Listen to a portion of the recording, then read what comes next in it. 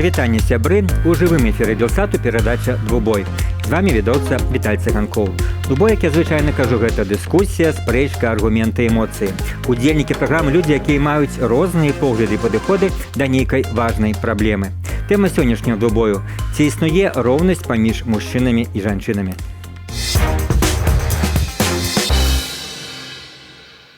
Удзельнікі сённяшняй дыскусіі. Евген Дудкін, сябра партыі «Беларуская хрысціянская дэмакратыя». Прывітанне. Добрый вечер. І кінакрытык і журналіст Ірына Кацяловіч. Прывітанне. Прывітанне. Кожны чалавек ад нараджэння мае роўныя правы з іншымі людзьмі, але ў кожнага ў арсенале роўныя магчымасці. Розныя магчымасці – здароўя, грошы, сацыяльны статус, здольнасці. У гісторыі чалавецтва правы ў жанчын і мужчын мяняліся па розных прычынах. Напрыклад, пасля матрыархату наступіў патрыархат і гэтак далей. Так адзначае ва сваім уступным слове Евген Дудкін.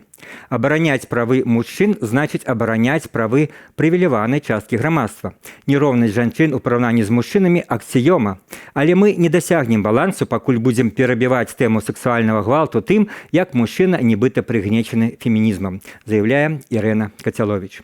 Ну, але перад пачаткам дыскусіі давайце паглядзім сюжэт Віталя Бабіна, які прадставіць тэму сённяшняга двубою.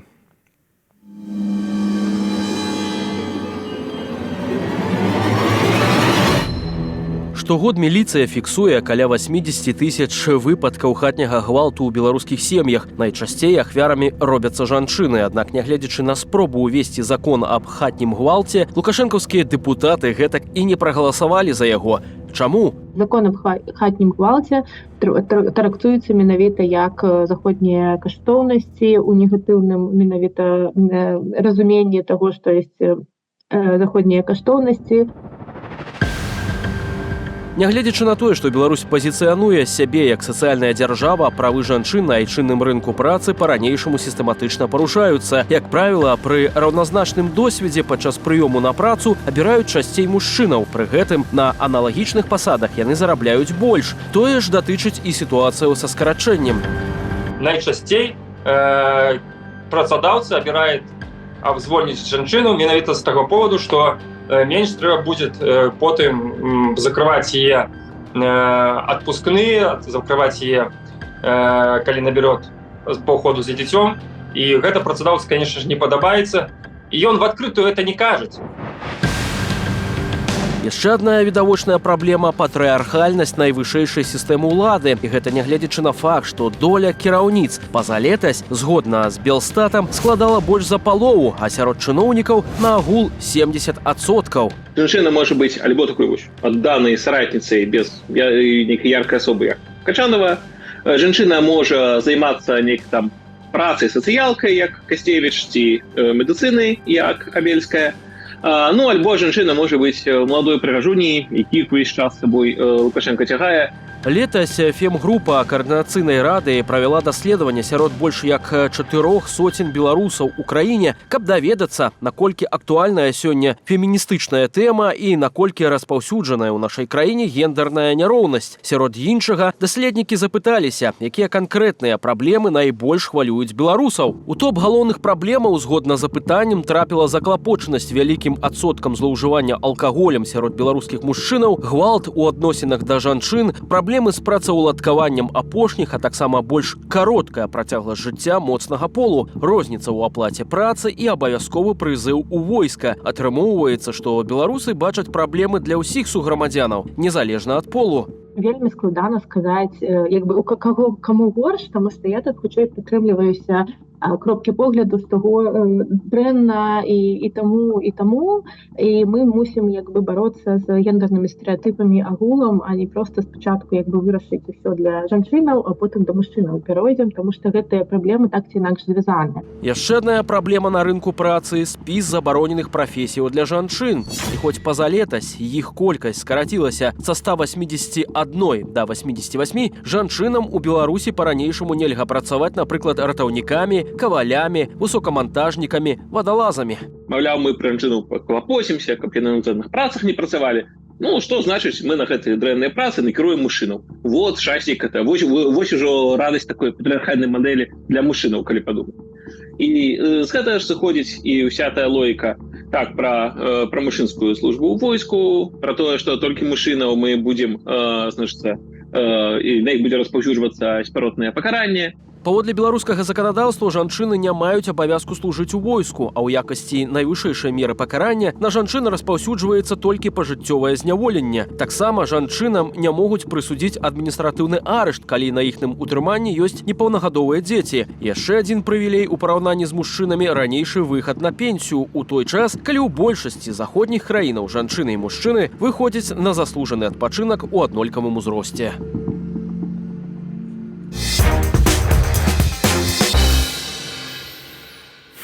Што ж, прыблізна так выглядае гэта нелёгкая і, здаецца, вечная тэма. І паводле правілаў двубоя спачатку ў праграме мы даем слова па адной хвіліне кожнаму з сённяшніх удзельнікаў выказаць сваё стратэгічнае меркаванне па тэме дыскусіі. Што ж, Ірына, калі ласка, ваша меркаванне, ці ёсць на сёння роўнасць паміж мужчынамі і жанчынамі і што зрабіць, каб яна была? Я ўдзельнічаю ў праграме па сутнасці проста як жанчына, не як актывістка. І мы з вами быццам бы грамадзяне краіны, дзе ў параўнанні з некаторымі іншымі Іранам, Афганістанам, жанчыны маюць лепшае становішча, лепшыя правы, права на адукацыю, права на аборт. Яны прысутнічаюць у чыноўніцкім апараце, па сутнасці ва ўладзе і так далей.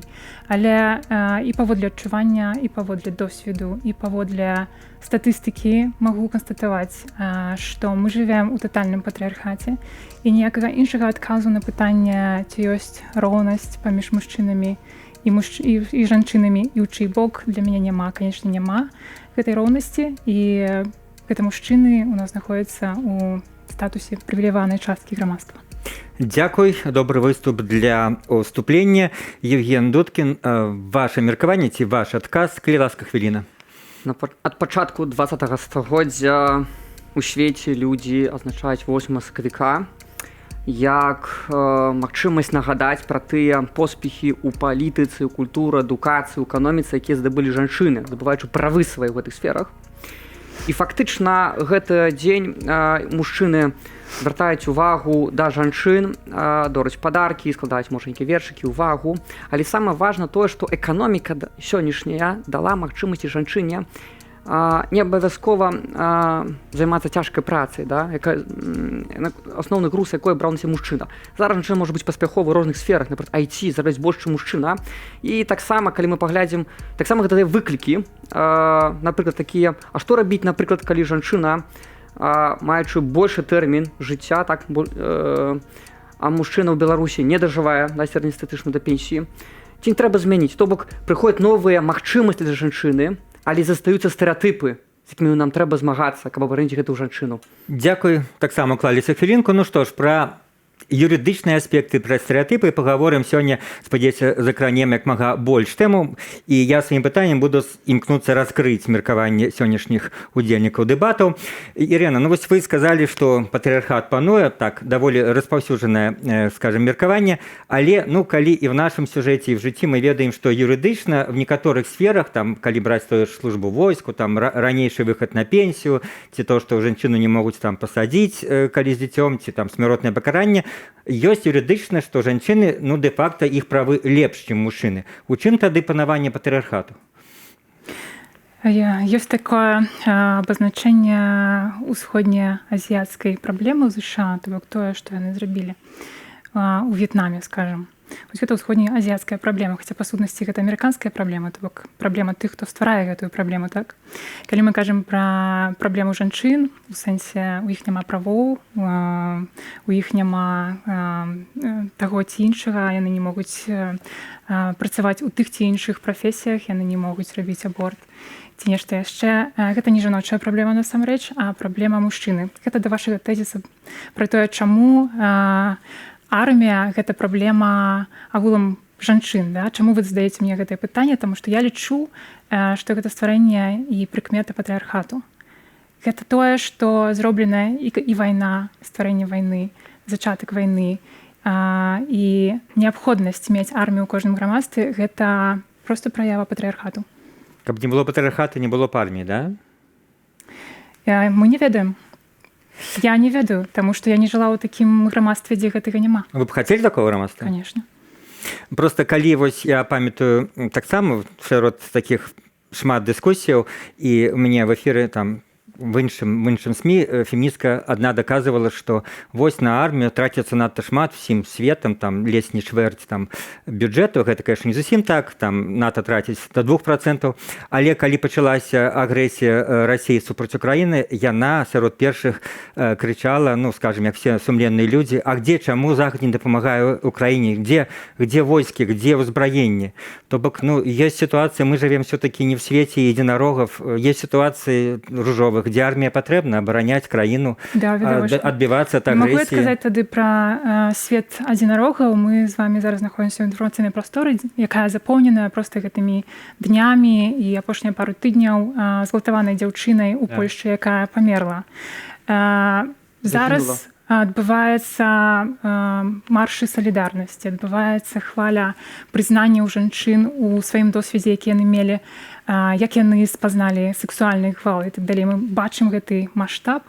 І вось першае пытанне ў гэтай праграме вы мне задаеце пра армію, то бок усё яшчэ пра абмежаванне мужчынскіх правоў.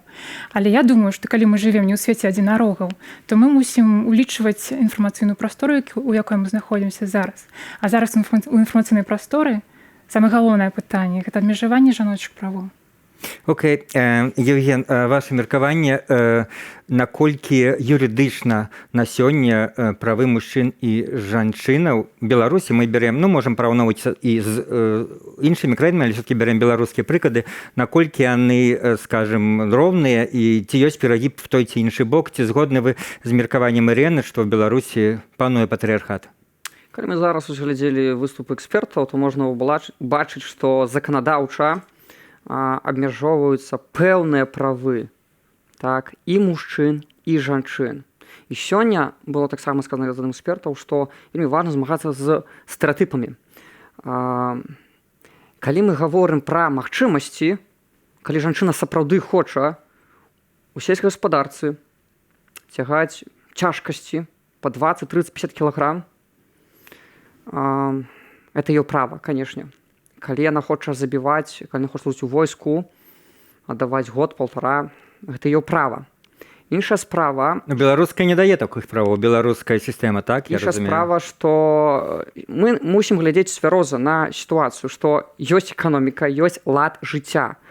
Быў матрыархат пэўны час, калі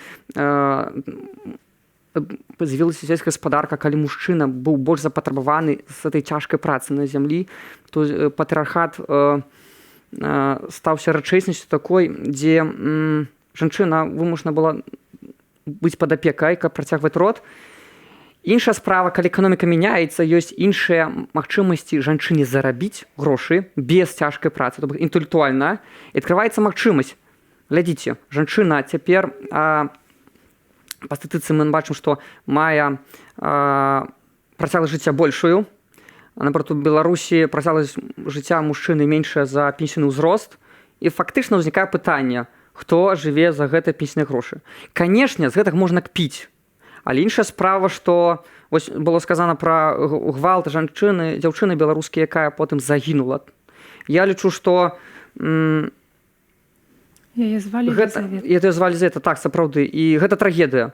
І такіх рэчаў дапускаць нельга. Яна была звалта не таму, што абмяжоўвалі яе правы, а таму, што было ўчынена злачынства у адносінах да канкрэтнай асобы. Гэта права на жыццё. Гэта пазбаўленне права на жыццё. Права на жыццё, сапраўды. І забіць мужчыну таксама можа іншы чалавек, том ліку кабета. Таму тут не трэба смяяцца, так, не трэба пераварочваць гэту сітуацыю. Трэба паглядзець цвяроза, што гэта бяда, якая датычыцца ўсіх. Евген, вы не раз уже звяртаецесь да этой тэмы патрыархата гістарычнай ва ўступе, і зараз мне проста цікава, вы лічыце патрыархат это нечым, ну, на сённяшні момант эканамічна абгрунтаваным ці нейкім развіццём, заканамерным развіццём чалавецтва? Чаму вы ўвесь час пра кажаце? Раней ён быў абгрунтаваны, а зараз? Таму што была эканоміка будавана на цяжкай фізічнай працы. Калі мы зараз паглядзім, што еўрапейскія краіны больш жывуць уже не з прамысловасці нават, так, а сферы паслуг, дзе жанчына таксама паспяховая, але пытанне ўзнікае іншае, што засталіся стэрэатыпы з той мінулай фармацыі эканамічнай, і гэта пераносіцца, і атрымліваецца, што жанчына пакутуе. Не таго, што мужчына спецыяльна хоча яе прынізіць, яе годнасць, забраць заробак, а з таго, што парушаецца заканадаўства. Бо кожны чалавек, кожны грамадзін мае права на адзіны заробак такі ж самы, на такіх самых варунках умовах.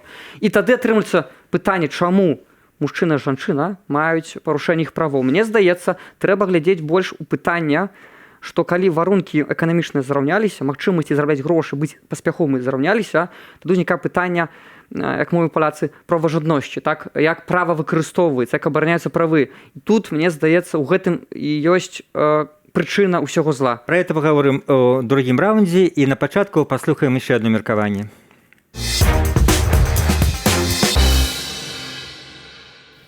А меркаванне такое, што сітуацыя з гендернай роўнасцю Беларусі пагаршаецца. Так, прынамсі, упэўнена фем-актывістка Наста Базар. Яна распавяла нам, што менавіта выклікае яе занепакоенасць. Працягваецца гэтая рыторыка традыцыйных каштоўнасцей, якія з'яўляюцца абсалютна патрыархальнымі, якія з'яўляюцца абсалютна аб'ектывуючымі жанчыну. Таксама гэтая сістэма стымуляцыі нараджэння дзяцей і абсалютна бездарныя законы прапаганды ЛГБТК альбо child-free з пункту гледжання, нібыта гэта ўплывае на нараджэнне дзяцей. Я не магу сказаць, канешне, пра хатні гвалт, таму што яго ўзровень дакладна вырас. Дадзеныя ад нас хаваюць. Вольга Гарбанова, прадстаўніца па сацыяльнай палітыцы аб'яднанага пераходнага кабінета, рабіла заяву ў МУЗ з патрабаваннем даць дадзеныя, і яны ўпершыню саслаліся на нейкія законы, на які ніколі не ссылаліся, што яны маюць права не даваць гэтыя дадзеныя. Але потому што мы ведаем, узровень вельмі вырас, а нагадаю, што ўсе арганізацыі, якія займаліся жанчынамі, падтрымкай жанчын у сітуацыях хатняга гвалту, яны ўсе ліквідаваныя. Ну, ці так пессімістычна выглядае сітуацыя ў Беларусі, я толькі зараблю такую рэмарку, што я так даволі шмат цікаўлюся амерыканскім, так сказаць, рэаліямі, публіцысты, і там ёсць такі добры такі вядучы Магер, які прывёў такое слово як прагрэсафобія. Ён калі кажа, што вось, напрыклад, праціўнікі там патрыархата ці там рабства, яны калі кажуць пра амерыканскія рэаліі, яны нібыта кажуць пра рэаліі нейкага 19 стагоддзя. Нібыта абвяргаюць тое, што на самой справе ўжо трошкі іншае, ўжо 21 стагоддзе, і правы трошкі забяспечаны. Вот калі кожны раз слухаеш пра тое, што поўны пануе патрыархат, што ўсё пагаршаецца, трошкі все-таки ёсць такое рэалія, што людзі неяк з 19 стагоддзя з такімі стэрэатыпамі прыйшлі. Ці, Ірына, вы са мной пагадзіце? Я думаю, не, паколькі, трошкі это і рэпліка ваш бок. Я думаю, што, дарэчы, мне гэтага бракуе бачыць, што мужчыны гатовыя чуць і слухаць і цікавіцца досведам жанчыны проста паводле яе адчуванняў, як мы адчуваем сябе ў грамадстве, якія мы адчуваем да сябе патрабаванні, абмежаванні, якія нам гучаць у наш бок закіды, і як гэта адбіваецца папросту псіхалагічна і маральна на нашым жыцці. То калі б вы, мужчына, агулам як бы цікавіліся, я гэта таксама рэфлексую трошку на фоне дыскусіі аб памерлай Елізавеце, згвалтаванай памерлай.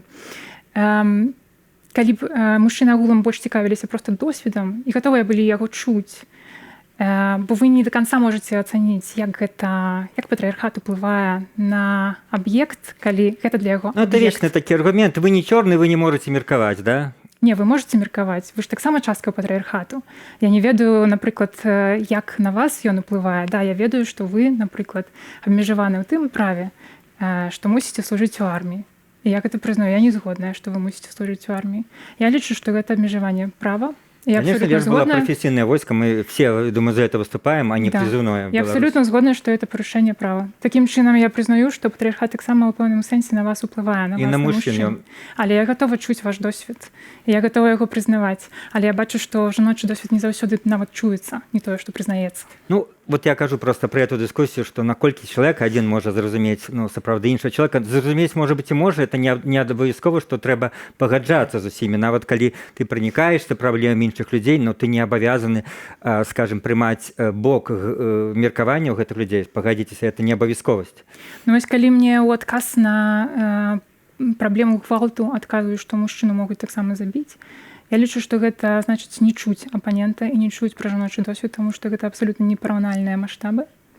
І гэта значыць перабіваць трошку сапраўды тэму брутальнай, вельмі брутальнай праблемы, ад якой ніводная жанчына не можа ані ў досведзе, альбо ў перспектыве адмовіцца, адштурхнуцца неяк, адмовіцца, адхаланіцца ад яе, проста абараніцца як-небудзь.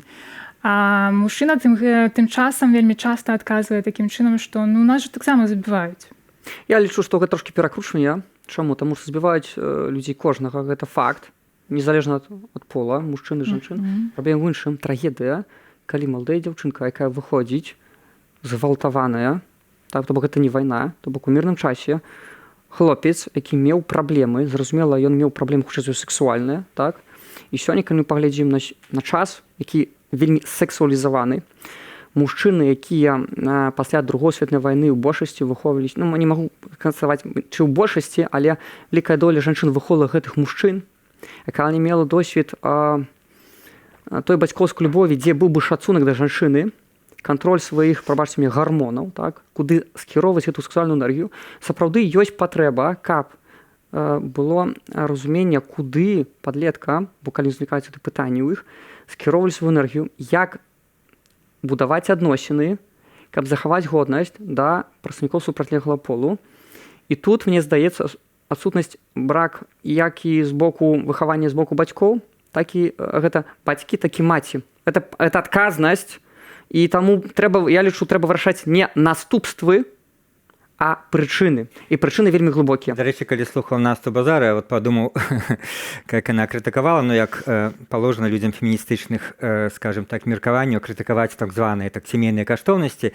Я калісьці Фейсбуку на гэта цытаваў Барака Абаму, амерыканскага прэзідэнта, дэмакрата, не кансерватара, які казаў пра тое, як важна сям'я і як яму не хапала сям'і, і як ён спрабуе быць бацькам добрым для сваіх дачок, то, чаго не дал яму ягоны бацька. І як ён кажа, як важна выхаванне менавіта для сям'і, для афраамерыканцаў, у которых менавіта ёсць крызіс сям'і, не хапае, многія сем'і жывуць без бацькоў. То бок крытыкаваць можна сямейныя каштоўнасці, але з іншага боку, за што, калі менавіта добрае выхаванне в паўнацэннай сям'і, калі так уже атрымалася, што не все, канешне, могуць мець, але яно якраз можа выхоўваць добрага хлопчыка з добрым стаўленнем да дзяўчынкі, які ніколі не стане гвалтаўніком. Але гэта не крытыка менавіта сямейных каштоўнасцяў, я б не чытала гэта так, папросту сямейныя каштоўнасці часта становяцца інструментам у тым, каб абмяжоўваць правы, у тым, каб не прымаць, напрыклад, закон аб дамашнім гвалце ў Беларусі. Таму гэта становіцца ўжо чымсьці такім, гэта інструментам, які папросту не можаш без іроніі ўспрымаць, таму што яго такі ўжываюць. Асабліва, калі Лукашенко і Путін кажуць пра сямейныя каштоўнасці, людзі, якія сваім прыкладам проста гэтыя каштоўнасці абвяргаюць на ўсіх узроўнях. Дазвольце трошкі дадам, вось адносно сямейных каштоўнасцей. Я вельмі бачу, што вельмі шмат людзей спекулюе тэрмінам сямейнай каштоўнасці. Чаму? Таму што калі паглядзім на сям'ю Лукашэнак, так мы бачым, што чалавек мае дзіця ад другой жанчыны, так, захаваўшы пры гэтым шлюб. Мы бачым, што вельмі шмат маладых дзяўчат, студэнтак і выпускнікоў ВНУ круцяцца вакол гэтай асобы. І сапраўды пытанне сямейнай каштоўнасці краіна, якая дэкларуе, так, рэжым, які дэкларуе нібыта абарону каштоўнасці, ён сам не жыве. Я лічу, што гэта ўвогуле дыскрэдытуе разуменне, што такое насамрэч каштоўнасці сямейныя, традыцыйныя, і калі соль становіцца не салёнай, я просто выкідаюць вон. Евген, чымсь іншым заменяюць. Вот у вас все-таки вернуцца больш да грамадскага. Вось тое, што ў нас в сюжэце было, і тое, што всем вядома, сярод беларускай улады як бы працэнтна на ніжэйшых узроўнях жанчын дастаткова шмат, там 50%, яны ёсць в выбаркамах, а вот на вышэйшым, як паказваюць, Лукашенко сядзіць максімум адна качанова, хто-нибудь яшчэ быў.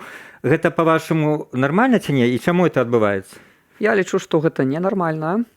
Я лічу, што ўвогуле выбіраць, прапановаць кандыдатуру на тую ці іншую пасаду трэба заходзіць з кампетэнцыі, незалежна ад пола.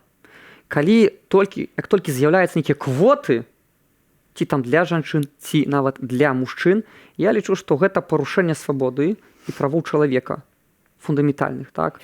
Быць абраным, так, і выбіраць. Магчыма, Ірына скажа, што квоты якраз, розныя феміністкі па-рознаму да квотах ставяцца, адны за, другія супраць, цікава ваше меркаванне, што яны патрэбны, каб переламіць вот эту сітуацыю ненармальную, ці яны не патрэбны, як вы лічыце?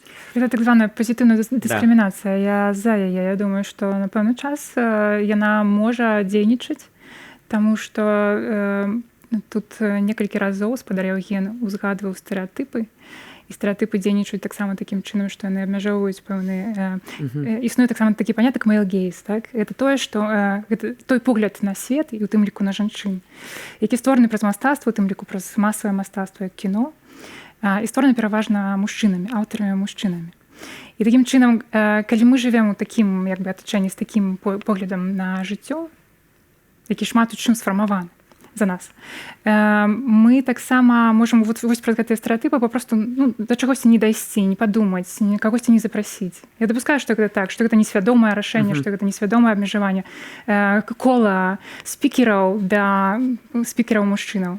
Часам патрэбны проста штуршок. Я веру, што вось гэта пазітыўная дыскрымінацыя, яна можа дапамагчы ў кіно, яна дакладна дапамагае ў індустрыі кіно. Я веру, што ёсць там, по-моему, самі людзі прарываюцца, і вядомыя жанчыны-кінажысцеркі, асабліва апошнія гады, дасягаюць вялікіх поспехаў.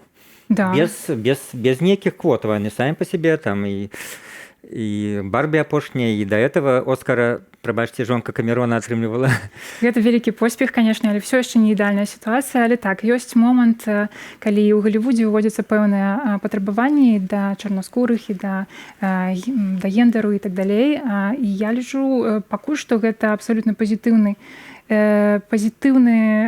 досвед, таму што я бачу, як жанчыны выходзяць наперад, яны выходзяць з абсалютна прарыўнымі, таленавітымі, якаснымі рэчамі, атрымліваюць узнагароды, і гэта, я думаю, што часткова было забяспечана вось гэтай пазітыўнай дыскрымінацыяй. Добра, дзякую. Давайте в трэцім раўндзе працягнем тэму, паговорым, напрыклад, пра фемінізм.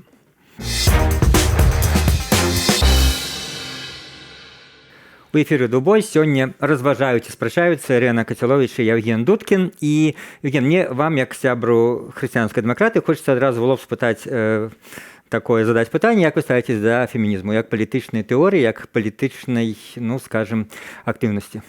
Трэба прызнаць, што фемінізм розны. І сёння вы таксама звярнулі ўвагу, што хтосьці выступае выключна за падтрымлівае квоты, хтосьці не падтрымлівае, таму трэба спачатку разабрацца з гэтым паняццем, што пад сабой мае гэта фемінізм. Калі мы кажам пра абарону правоў чалавека, то бок абарону правоў жанчын, бо она таксама чалавек, так? Чалавек, вы згодны? Згодны. Я згодна. Калі мы кажам пра абарону правоў жанчын, то мы мусім глядзець у кантэксце абароны правоў кожнага чалавека, каб жанчына не была дыскрэтавана, да? Бо не было дыскрымінацыі. Яна хоча нейкі від працы, калі ласка, так? Калі ёсць пэўная фармацыі, так, эканамічнай кабельстворны накладаецца, можа, часам рэлігія, якая стварае этыку, так, для забеспячэння пэўных правоў, напрыклад, жанчыны. Да? На пэўным часе этапу гісторыі абшчына дапамагала. Вялікая сям'я, наперш, да? Вялікая сям'я. Яна клапоцілася, каб муж, так, не ўчыніў зло. Так, яна, вялікая сям'я забяспечвала гэта. Калі мы бачым, грамадства развіваецца, ўжо няма ўжо вялікіх сем'яў, то права дапамагае жанчыне абараняць свае правы. Праблема ў іншым я бачу, што права не заўжды дзейнічае, права не заўжды працуе. І вось тут беларуская хрысціянская дэмакратыя стаіць на абароне правоў жанчыны, як і мужчыны, незалежна. Окей, трошки так, это за все добрае, да? Абарона правоў мужчын і жанчын. Нам трэба ставіцца так, ёсць закон, так?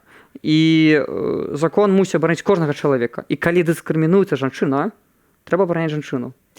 Ірына, я, можа, вам тэарэтычна не выходзіць там уж такія глыбіні, але пытанне пра фемінізм такое, што в пэўны момант ён сапраўды мяняўся, был розны. Ці згодзіцеся вы, што сёння все-таки фемінізм ён мае такую даволі, на маё разуменне, даволі, асноўны мейнстрым фемінізма, такую даволі лева, скажем, такую стылістычную накіраванасць, бо калісьці былі ліберальныя феміністкі, зараз іх амаль няма. Зараз феміністкі, яны пераважна ідуць в левым руху, яны там за Палесціну, яны там пераважна за мігрантаў, за все такія за левую повестку. Вот калісьці, калі взять прыклад, можа быць такі вельмі рэзкі, калісьці феміністкі былі за легалізацыю прастытуцыі. Дзякуючы ім яна была легалізавана в Голландии, в Германии, и они вельмі актыўна за это выступали. Зараз феміністкі прастытуцыю просто поза законом пакідаюць. Ці згодны вы, што вот на сёння фемінізм это не шырокі рух за правы жанчын, а даволі вузкая такая левая палітычная накіраванасць? Можа быць, не згодны? Не згодна. Чаму? Фемінізм сапраўды вельмі розны. У чыстым выглядзе гэта проста адстойванне правоў жанчын, і так яго трэба разумець, але вельмі часта сам панятак і панятак феміністка, ён маргіналізуецца, з яго робіцца штосьці такое, чаго трэба баяцца, альбо што над чым трэба смяяцца. Бо досыць часта фемінізм можа гучаць для мужчын ваяўніча, крытычна і так далей, што ўспрымаецца сіметрычна. І таму я вельмі часта бачу такое ўспрыманне фемінізма як не паводле нейкіх палітычных поглядаў. Вы правялі гэтую паралель, я думаю, што калі яе праводзіць, то магчыма вось гэтае абвостранае ўспрыманне справядлівасці, яно і нараджае такое іншае ўспрыманне да праблем іншых груп і іншых канфліктаў ваенных. Былі суфражысткі, яны змагалі за выбарчыя правы для жанчын. Яны этого добіліся, слава Богу, іх все прызнаюць як героямі. І яны сышлі, нават многія не ведаюць того слова на сёння. Сталі феміністкі, якія змагаюцца за правы. Але ёсць меркаванне, што в юрыдычным сэнсе все правы дасягнуты уже. За што змагацца? У Беларусі не. Нет? А якія не дасягнуты? Напрыклад, абарона ад дамашняга гвалту. Але ёсць законы, которые караюць за любы гвалт. Трэба спецыяльны закон, который... То есть... Конечно, на практыцы мы бачым, што это не працуе, на жаль. І гэта вельмі брутальная праблема, якую відавочна трэба вырашаць. Свой час уже, дарэчы, калі нагадаць нашим гледачам, беларуская ўлада была блізкая да прыняцця гэтага закона. То есть Міністэрства ўнутраных спраў нейкім чынам супрацоўнічала з фемінісцкімі арганізацыямі, і там шоў нейкі працэс, і все это в 19-20 неяк абрубілася, нават до 20-го, в 19-м годзе яны неяк это абламалі, так, наколькі памятаю. Да, так яно і здарылася. Невядома дакладна праз каго, ці гэта праз аднаго чалавека, альбо праз пэўныя больш шырокія сілы. І пытанне таксама, паколькі гэтыя правы не абароненыя, это выглядае як такі флірт, папрацаваць з фемінісцкімі арганізацыямі, альбо выказацца, як на днях выказаўся спадар Лукашенка пра жанчын, дзе ён паспрабаваў іх як бы усхваліць і ўзвысіць, але на практыцы мы бачым, што гэта сапраўды такое заігрыванне, але не на ягоным прыкладзе асабістым, не на прыкладзе дзяржапарата мы не бачым, што жанчыны неяк не тое, што узвышаныя, яны нават не маюць роўных правоў. Мы уже краналі гэты спіс забароненых прафесій. Маё меркаванне, што яго не павінна быць. Жанчына мае права нават на шкодных працах працаваць, это свабодны выбор свабоднага чалавека. А ваше стаўленне? Конечно, чалавек мае свабодны выбор. Так? Пытанне ў іншым, навошта стваралі гэты спіс? Зразумела, што... Каб абараніць жанчын. В СССР было такое. Жанчыны — это нейкія небесныя істоты, іх трэба насіць на руках. Все-таки мы зараз маем справу з жанчынамі, якія самі моцныя, самі все могуць і самі павінны вырашаць. Хутчэй за ўсё, я ўпэўнены, што тая злачынная савецкая сістэма проста выкарыстоўвала жанчыну для павышэння нараджальнасці. Трэба, я думаю, згадзіцеся са мной, што савецкая сістэма выкарыстоўвала жанчыну. Чаму? Таму што калі яна працуе на вось гэтых працах, якая прыносіць здароўю жанчыны зло, так, то яна, конечно, не можа нараджаць, бо асоба, адзінка ў савецкай дзяржаве гэта нішто. Калі мы зараз будуем новую дзяржаву, так, калі мы выступаем за абарону ўсіх правоў, я лічу, што нават калі існуе дамашні гвалт, то трэба глядаць не толькі выключна пра пытанні жанчын, трэба думаць пра тое, што сталося прычынай гэтага гвалту. Прычынай гвалту становіцца не проста таго, што мужчына хоча выплюснуць нейкую нянавісць. Праблема ў тым, што мужчына праяўляе сваю слабасць, то бок ён нейкая несамастойная асоба, якая не нясе адказ за сваю сям'ю, не праяўляе сапраўды любоў да сваёй жонкі, і такім чынам ён чыніць зло, так, гвалціць, ці наадварот некаторыя співаюцца, то бок людзі не трымаюць самі сябе ў руках, не вырашаюць свае праблемы, а чыняць зло. Прычым ці чыняць зло ў адсунку да жанчыны, ці чыняць да свайго здароўя. І я лічу, што вось трэба вырашаць і прычыны, і таксама наступствы, бо праблема мужчынскага алкагалізму вялізная. Гэта прыводзіць да смерці мужчын. І, як мы ўжо казалі пра статыстыку, так, мужчыны мала хто дажывае да пенсіі. Тут в дадзеным выпадку як бы ніхто не прымушае мужчынам псаваць здароўе рознымі спосабамі, тым ліку алкаголем. Што, прабачце, што я пераб'ю, але вось гэтае складанне праблемы хатняга гвалту на слабасць мужчыны, я думаю, што трэба ўсё-такі разбаўляць і стаўленнем да жанчыны. таму што яно відавочна часам грэблівае і з пазіцыі звысака. І я недавно была вельмі здзіўленая, даведаўшыся, што паводле праваслаўя, гэта не мая рэлігія, таму я даведалася так позна, магчыма, што паводле праваслаўя жанчына, напрыклад, у час месячных не можа заходзіць у храм. Я стала правяраць па сваіх знаёмых праваслаўных, і аказалася, што гэта ўсе ведаюць. А некаторыя нават ідуць за гэтым, ну, у сэнсе следуюць гэтым правілам. І тады я подумала, боже мой, гэта здавалася так далёка, калі дзяўчыну час месячных выганяюць у нейкія будкі, каб яны ператрывалі гэты час за межамі дома, сям'і і так далей. А гэта, аказваецца, штосьці падобнае у большасці Беларусі, бо праваслаўе ў нас пануе. Я думаю... І такім чынам, прабачце, я кажу не проста пра праваслаўе, а пра тое, што вось такога кшталту як бы традыцыйнае ўспрыманне, такога кшталту патэрны, яны папросту замацаваныя не толькі ў рэлігіі, але таксама ў культуры, таксама у свядомасці. Я просто думаю, што справядлівасці дзеля трэба заўважыць, што можа быць акрамя пратэстанцкіх цэркваў, якія лічацца самымі прагрэсіўнымі, я думаю, такія альбо падобныя вельмі кансерватыўныя правілы ёсць і ў іудаізме, і ў мусульманскіх. Дазвольце трошкі дадам. Я вас пераб'ю. Справа ў тым, што калі мы шукаем прычыны, карані гэтых праблем, то гэта звязана з тым, адкуль з'явілася вось такая традыцыя, што жанчына межавана. Пытанне гігіены. Той час, прабачце, не было пэўных рэчаў, якімі зараз жанчыны карыстаюцца, так? І таму, нават калі мы паглядзім Еўропу, дзе былі вось розныя хваробы, то яўрэі ўратаваліся ў вялікім працэнце параўнанні ад еўрапейцаў, таму што вельмі шмат элементарных рэчаў гігіенічных выкарыстоўвалі. Так, абмыванне рук і так далей. Таму то, што вы кажаце, гэта важна, так, але нам вельмі сапраўды вельмі важна шукаць прычыну, і каб калі цэрквы рэагуюць, то не трэба пэўны часу гэта добра, а калі, прабачце, вінаваціць ва ўсім традыцыю, то я лічу, што гэта неправільна, бо ўсе мусяць рэагаваць адпаведнасці зменаў, які адбываюцца ў часе.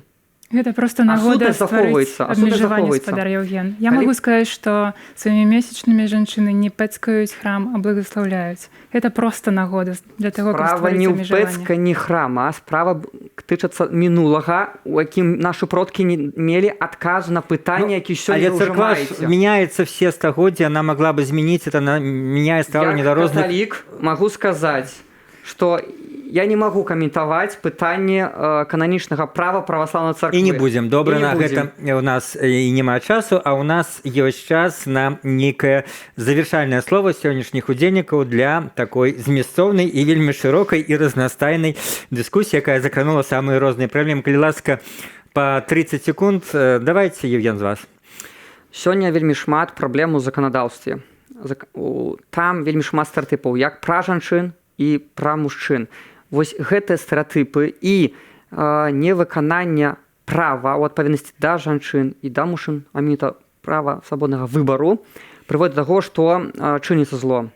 З'яўляецца нянавісць паміж прадстаўнікамі двух палоў, і гэта прыводзіць да канфлікту, а не дыялогу і вырашэння тых праблем, якія сёння стаць перад кожным з нас. Дзякуй, Ірына, ваше падсумаванне дыскусіі. Я салідарная з мужчынамі, правы якіх абмяжоўваюцца, канешне, але тут я адстойваю жаночыя правы, таму што я з гэтым сутыкаюся і таму што таксама следую за так званым sisterhood. І хачу адстойваць жаночыя правы. І магу сказаць, што вось у гэты момант, зноў жа звярнуся да брутальнага выпадку з Лізаветай, у гэты момант і ў момант дыскусіі, калі кожная жанчына, шмат жанчын прызнаюцца ў сваім досведзе, хочацца папросту папрасіць чуць жанчын і не адмахвацца ад іх праблем, перабіваючы іх праблемамі мужчын. Што ж, вельмі добры заклік, вельмі добрае завяршэнне нашага сённяшняга двубоя, у якім, спадзяюся, мы трошкі наблізіліся да ісціны і разумення сітуацыі. Чыя пазіцыя падалася вам больш пераканаўчай? Глядзіце нашу праграму ў любы час на YouTube, дасылайце там свае ацэнкі і каментары, зразумела, калі гэта для вас цалкам бяспечна. Перадачу «Двубой» сёння, як заўсёды, правёў Віталь Цыганкоў. Заставайцеся з Белсатам.